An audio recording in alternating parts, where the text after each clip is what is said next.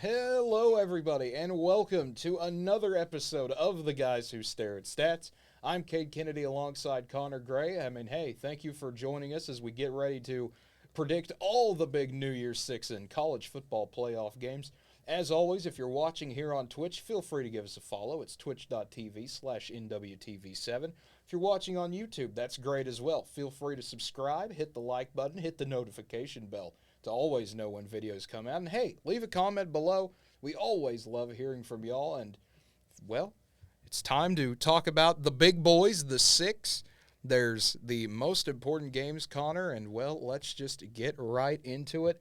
The first one here, something that truly is special, Connor. The all-orange Orange Bowl. Tennessee, Clemson, whole lot going on. Tigers 6.5-point favorites in this one.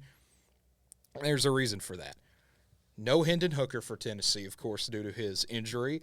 And Jalen Hyatt is officially not going to play in the Orange Bowl as well. DJ Uiagalelei is not going to play for Clemson, which makes sense given Cade Klubnik, the pretty much might as well have been the start, you could call it, in the ACC title game. So this is going to be a bit two different looking teams here. The Joe Milton, Cade Klubnik QB battle no one ever expected to see, but hey, why not? It's the Orange Bowl. Yep. Obviously, it's for a lot of this is that Clemson did good enough to get themselves to win the ACC title game, and obviously Tennessee not having the bit of the spurt, having that spur of unfortunate stuff happening, especially Brandon Hooker getting hurt, which really didn't help. And now since Hyatt's basically not going to be playing this game, that definitely doesn't help Tennessee either. Clemson pretty much still has all their guys for this one. I'm going to pick Clemson to win this. Yeah, I think Tigers find a way to take care of business. Clemson is just going to be healthy, and that's the main thing you need to be for a game like this. You absolutely have to be healthy. You have to have the buy-in to keep people from opting out. You know, that could be its whole own episode, though, too. But yeah, at the end of the day, I think the Tigers find a way to take care of business and beat the Vols. The next one is the Sugar Bowl. Alabama taking on K-State, a top 10 matchup in New Orleans.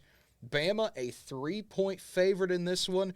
We'll have to see how everything goes. We'll have to see, is Bryce Young going to play? Is Will Anderson going to play? Who all plays in these? But as of right now, I believe everyone is still in, at least as of the recording of this video. But Kansas State, we've talked about him time and time again this year, Connor. That Will Howard is the guy now. He has to be.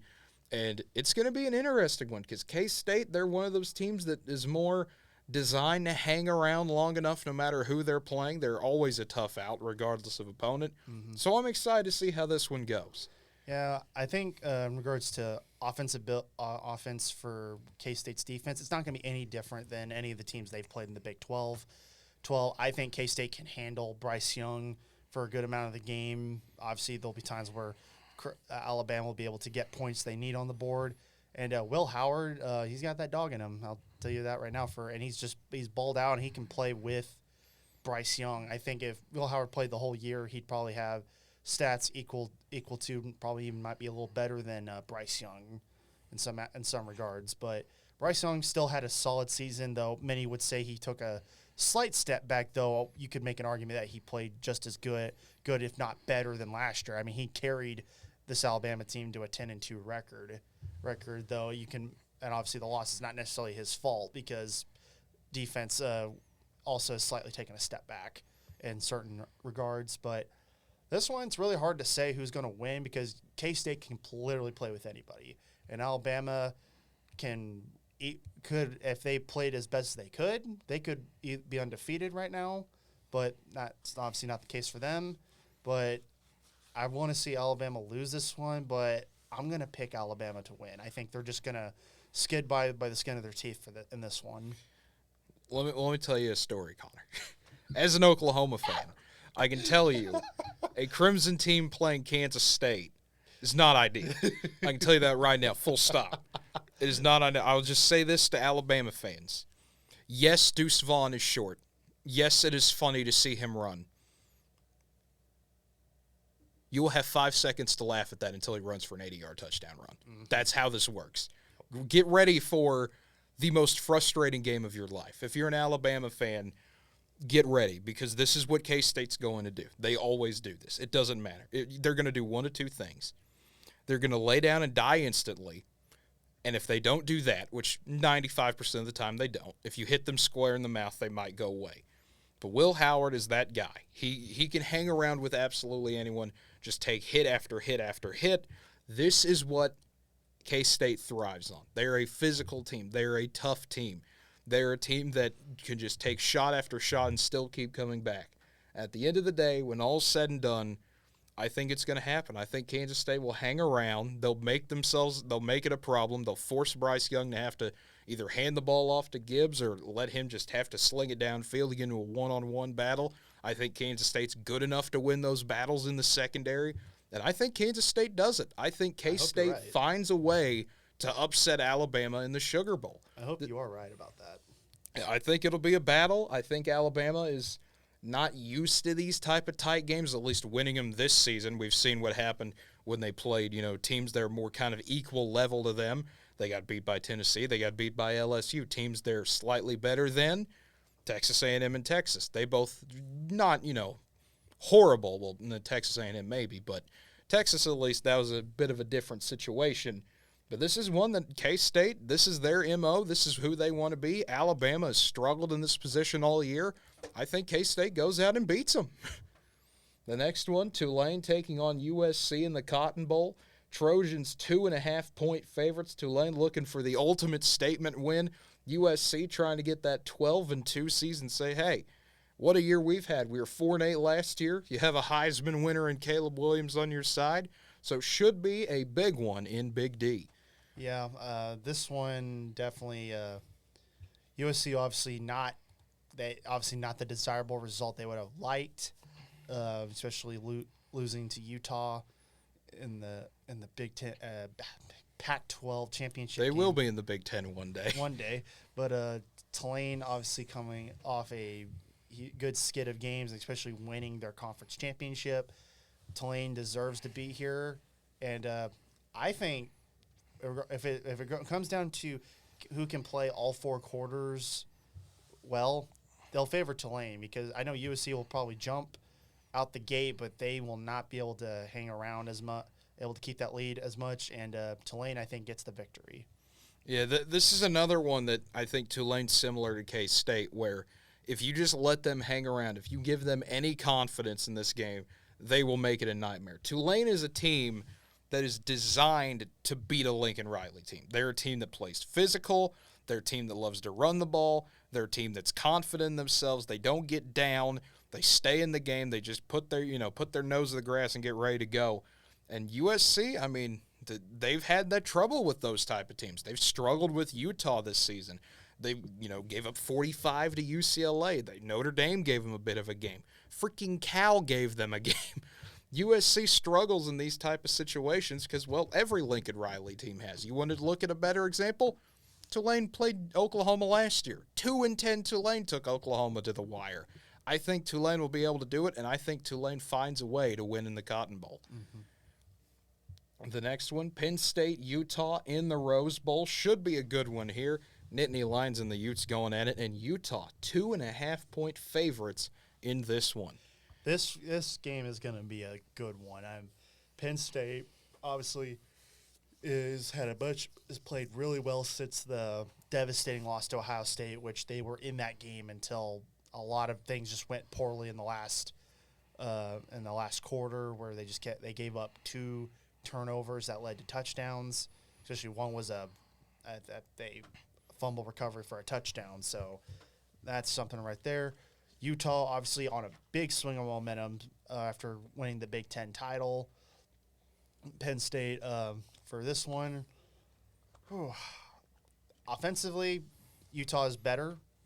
I'd say consistently better. But both teams are practically really good defensively, though I will say Penn State can probably hold a little better, not give up as much points on average as Utah has. But that's not saying Utah is giving up all kinds of points. They're just this feels like a pick 'em rather than a there's a definite favorite here. But This one's going to be a very good matchup, but I'm going to pick Utah because I think their offense can create some magic to happen. Yeah, I think this is more of a defensive type of game. Both these teams thrive on their defense. But at the end of the day, if you had to pick a better offensive team, I would say it's Utah. This is a Utah team. They were in the Rose Bowl last year. They saw it slip away from them. Despite everything that happened, they were still in positions to win that game. I think that's something you remember this year, especially if you're Cam Rising. You say, okay, we were in a position to beat Ohio State. There's no way we can't beat Penn State. And I think Utah does find a way. I think they're just a flat-out better team than Penn State is. I think they'll have an opportunity not to roll them over, but still to beat them. The next one, it's finally time to talk about the two playoff games. TCU taking on Michigan. The Wolverines, 7.5-point favorites against the Frogs. Huge one here at the Fiesta Bowl, and what a game it hopefully should be. I mean, you hope both playoff games are good, but we will, of course, have to see. You have a QB matchup between Max Duggan and J.J. McCarthy, both quarterbacks who have that dog in them, ones that will do anything they can to win a game, whether it be taking nasty hits or doing whatever it takes to win. I mean, we saw it with McCarthy when they played Ohio State in the shoe, and then we saw Duggan literally almost, it seems like a lot of this season, he's been one of the sole reasons why TCU has been able to get where they're at, why they were able to go 12-0 during the regular season. Sadly, his heroics were taken out of his hand in the Big 12 title game, where they should be 13-0. Instead, they're 12-1, but they rightfully deserve to stay in the playoff where they're at. This one's really a tough one. I mean, defensively, Michigan is if you statistically is the better team. Though I will say at times Michigan looks just as vulnerable as anyone when it comes to offensive play calling. When TCU, I think could give Michigan's defense a run for their money, especially with how explosive TCU can be with Quentin Johnson and Miller being the main skill guys the go-to guys if things go right. And so this one will be a battle of how good can each offense do. Michigan, especially if this becomes a problem for Michigan, if they do not come out firing in the first half, TCU will jump on them and will probably be ahead through most of that game. And Michigan is going to have to claw back into it if Michigan continues doing what they've been doing, where they struggle in the first half. They're either down or they're tied or they're barely winning the game. I know second half Michigan is very good, but if you do that to TCU, TCU will eat you alive and probably could get up by like at least double-digit points, maybe like put 17 or 20 ahead of you, maybe. But Michigan, obviously, their second half effort, they can claw back and win any kind of game they want to, though I'm not saying TCU will be able to jump on them really big. I would say TCU could probably get a lead, and then Michigan will, over time, take back that lead and then able to win this game probably barely by, say about 7 or 9 points, and I give it to Michigan. To me, this is a battle of two teams that are second-half teams. This first half is going to be really critical for both of these teams. Whoever comes out, plays the better first half, I think will be able to win the game. Both teams are pretty even when you get to the second half. But it's that run game of Donovan Edwards. It's Michigan's ability to just pound people up front, their ability to just control the line of scrimmage. It's something that TCU's had a little bit of experience with Kansas State, but they haven't seen it almost as perfected as Michigan is. Yes, I think McCarthy's a great quarterback. He's mobile. He can absolutely stretch TCU out when they need to. But TCU's had experience with that. I mean, the Big 12 is the land of these type of quarterbacks. Yep. Michigan is a team that TCU hasn't, of course, faced, but they've faced, similar enough teams in terms of how Michigan wants to play. But I think, unfortunately for the Frogs, when it gets to game time, when it comes to the big lights, Michigan has been here before, and they have that history, they have that pedigree. It's how do you react when you come out, you see that winged helmet. When you see a team that has all this tradition, do you run from it or do you battle with it? I think TCU is one of those teams, they'll come out, they'll play a hard-fought game, it'll be a fun game, but at the end of the day, I think Michigan is just a better team than TCU is, and it'll show by the end of the game. It'll be close, it'll be fun, it'll be tight, but I think the Wolverines eventually pull away. Mm-hmm. And then the next one, Ohio State taking on Georgia. This should be a great one as well. The Big Ten is trying to go 2 for 2 and get the rematch that might destroy the Upper Midwest if that happens. I'm just saying. But Ohio State taking on Georgia in the Peach Bowl. Georgia, essentially a home game for them. I mean, Athens to Atlanta, not that far of a drive, but this is another one. This is the offense of Ohio State versus the defense of Georgia. That's the pretty clear matchup I think everybody wants to see. Vegas has Georgia 6.5-point favorites. I will say it's kind of weird how the Peach Bowl all of a sudden became a go-to playoff destination, or whether it be a championship game or a semifinal, when it was used to be before just kind of a bowl game they would just send a team to. It's just kind of weird how they managed to turn this one into somehow an important one. But Georgia obviously has been brilliant all year, pretty much. Their defense has been the best unit in college football without a doubt, and their offense, if things go right for them, the offense can play just as good as anybody as the best offense in the nation. I mean, and Ohio State, they're one of the best teams in college football in regards to their offense. Their defense seems to, I think their defense is better than last year. They still have a ways to go in regards to how they want to play.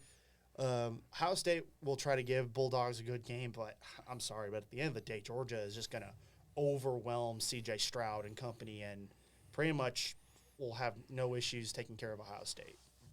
Yeah, this is one that, I mean, we talked about the matchup, of course. I think everyone wants to see C.J. Stroud versus the Georgia defense.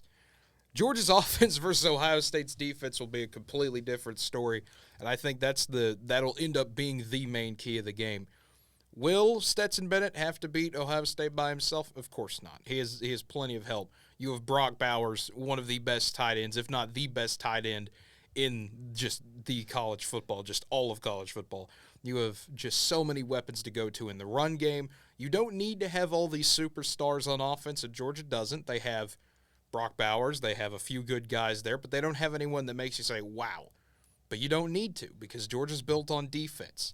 This is a Georgia defense that I think is something that Ohio State hasn't seen a whole lot of this year. They saw it with Michigan, and they got absolutely manhandled in the second half. Georgia will do the exact same thing, and I'm with you, Connor, in that Georgia will win. I don't know if it'll be a blowout or not, though. I don't know how much Georgia will run away with it. I don't know if it'll be a 14-point game, something along those lines, but I think Georgia takes care of business. I think if there's like a fair amount of say 2 or 3 turnovers by Ohio State, Georgia will blow them out by a lot. But if we saw what Michigan can do to Ohio State in the shoe, what's going to stop Georgia from basically having a home game, if you would call it? I have to do that in quotation because it's not in Athens, but it's still in the state of Georgia. Yeah. How much Georgia could actually blow them out if the offense was on all cylinders, like how Michigan was just in that second half alone against Ohio State. And that's also on top of Georgia's defense going to be overwhelming to deal with. Yeah. So, obviously, we both agree Georgia will win this one, but it's just a matter of will Georgia destroy them, or will they just kind of just ease their way to a victory? Yeah, and I mean, it'll be a battle to see for sure. Anytime you get a playoff game, you always hope it's competitive. You don't want to see the blowouts that we've seen the past few years. Usually you get at least one, though. And we will get the semifinal rematch from last year if our predictions if our predictions hold, that will be the case. But hey, as always, thank you for tuning in. If you enjoyed watching this, feel free to subscribe to the channel if you're watching on YouTube. That's the guys who stare at stats. Subscribe, of course. Hit that notification bell. Like the video. Leave a comment below. We want to hear your opinions, what you think might happen.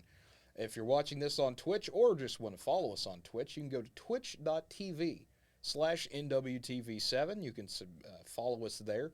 Almost got my terminology mixed up on you, but you can also follow us on Twitter, Facebook, and Instagram, also under that NWTV7 handle, if you want to get notified when we go live there. But until next time, for Connor Gray, I'm Cade Kennedy. Have a great one, everybody.